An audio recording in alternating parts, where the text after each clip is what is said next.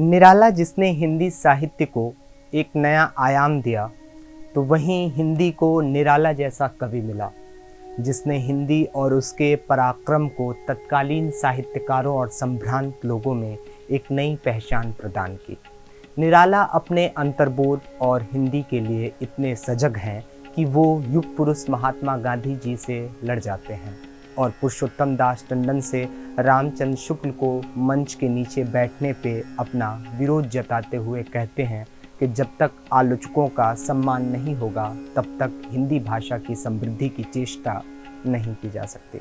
नाजरीन, सत श्री अकाल, नमस्कार, आदाब। मेरा नाम रहबर नवाज़ है और आप इस ख़ास एपिसोड कलम यूपी में आज हम जिस शख्सियत के बारे में बात करने जा रहे हैं वह सूर्यकांत त्रिपाठी निराला जैसी शख्सियत है।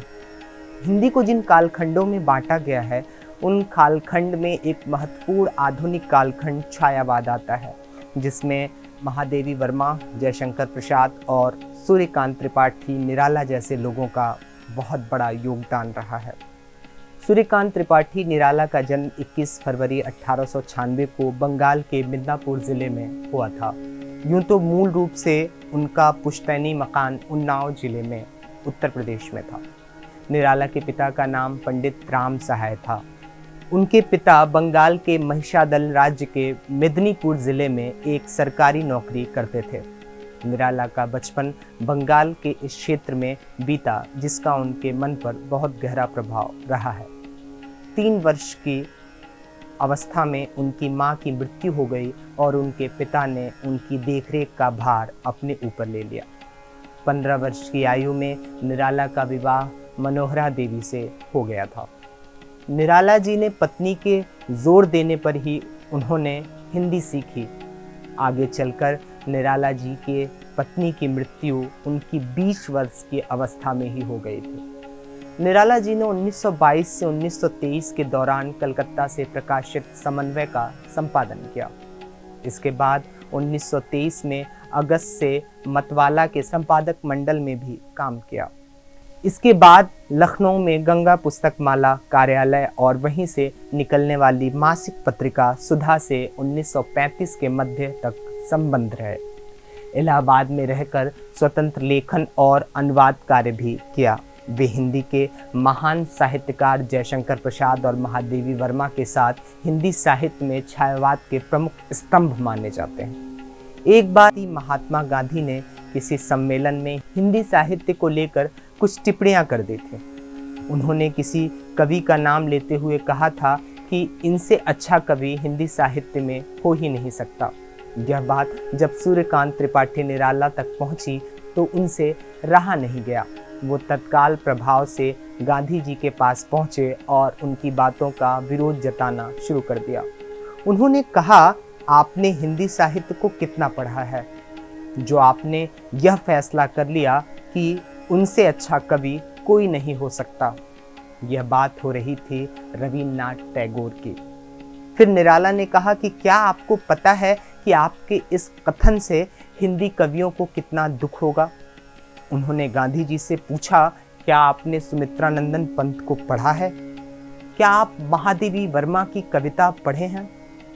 क्या आपने सूर्यकांत त्रिपाठी निराला को पढ़ा है? क्या आप निराला को जानते हैं? गांधी जी ने उत्तर दिया कि नहीं, मैं नहीं जानता। निराला ने फिर कहा कि आप फिर कैसे कह सकते हैं कि टैगोर के सिवाय कोई दूसरा हिंदी का कवि नहीं?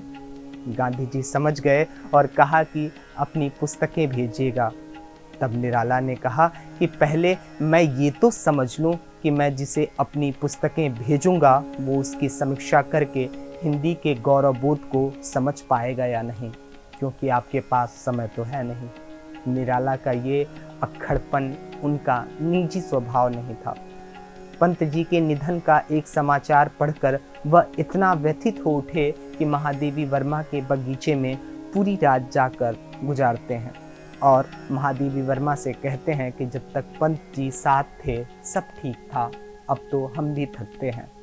और गीत लिखकर ये एहसास कराते हैं कि उनकी वेदना कहाँ तक जा पहुँची है, जिसे आज हम आपके सामने पेश कर रहे हैं। मैं अकेला देखता हूँ आ रही है मेरे दिवस की सांध्य बेला। मैं अकेला देखता हूँ आ रही है मेरे दिवस की सांध्य बेला। पके आधे बाल मेरे, पके आधे बाल मेरे हुए निष्प्रभ गाल मेरे। पके आधे बाल मेरे हुए निष्प्रभ गाल मेरे। चाल मेरी मंद होती आ रही है, चाल मेरी मंद होती आ रही है। हट रहा मेला, मैं अकेला, मैं अकेला, मैं अकेला। जानता हूँ नदी झरने जो मुझे थे पार करने, जानता हूँ नदी झरने जो मुझे थे पार करने। कर चुका हूँ हंस रहा यह देख कोई नहीं भेला।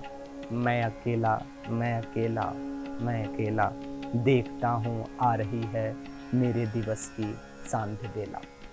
जहाँ निराला का अक्खड़ स्वभाव और हिंदी भाषा के प्रति उनका समर्पण ही उन्हें हिंदी साहित्य का महाप्राण बनाता है, तो वहीं उनका मृदु हृदय एक भिखारन को देखकर व्याकुल हो उठता है और वो मंगला प्रसाद पारितोषिक से मिली सारी राशि उस महिला को दे देते हैं ताकि वो भीख न मांगे।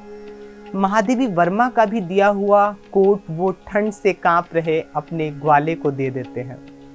निराला ने राम की शक्ति पूजा लिखकर जहां राम बनने और पुरुषार्थ की प्राप्ति और अपने साध्य के लिए कृतज्ञता की पराकाष्ठा का अद्भुत दर्शन कराया है, तो वहीं वह तोड़ती पत्थर जैसी रचना लिखकर आम आदमी के साथ साथ अपने संघर्षों की चोटों का भी उन्होंने वर्णन किया है।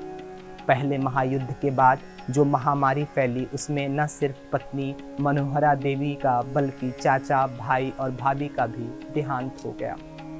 1918 में स्पेनिश फ्लू इन्फ्लुएंजा के प्रकोप में निराला ने अपनी पत्नी और बेटी सहित अपने परिवार के आधे लोगों को खो दिया था और इस कारण हिंदी को पहली वेदना से भरी कविता सरोज स्मृति प्राप्त हुई जो उनकी बेटी की याद में उन्होंने लिखा था।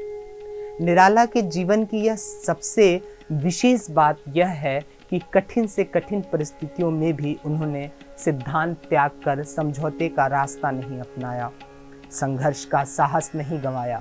उनके जीवन का उत्तरार्ध काल इलाहाबाद शहर में ही बीता। वहीं दारागंज मोहल्ले में स्थित राय साहब की विशाल कोठी के ठीक पीछे बने एक कमरे में 15 अक्टूबर 1961 को अपनी देह लीला समाप्त की।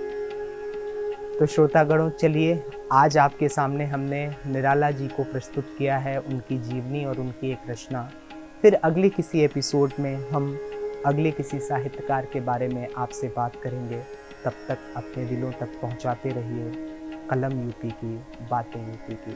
नमस्कार, जय हिंद।